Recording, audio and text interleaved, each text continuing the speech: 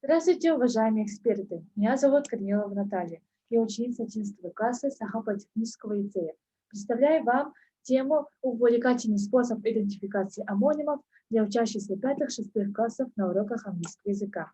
Актуальность нашего исследования состоит в том, что при изучении омонимов у учеников 5-6 классов возникают трудности, так как омонимы– это слова, схожие по написанию или звучанию, однако разные по лексическому значению.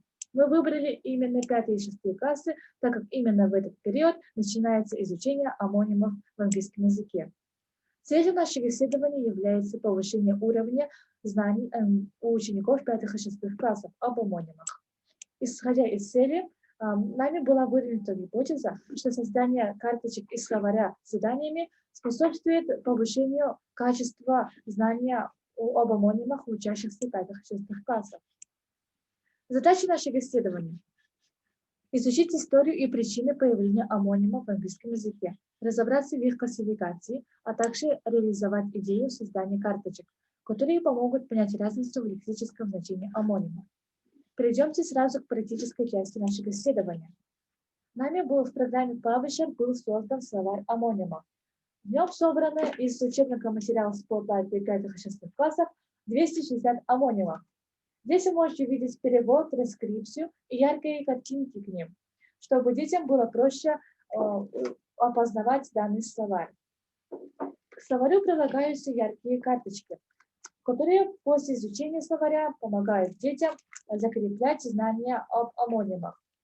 Карточки сопутствуются с яркими картинками, которые к ним прилагаются. Из-за этого дети еще лучше запоминают омонимы.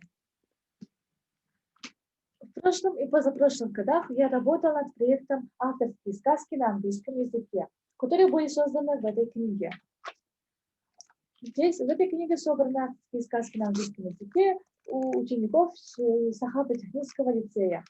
После изучения и обсуждения данной книги детям предлагались задания с омонимами на основе данных сказок.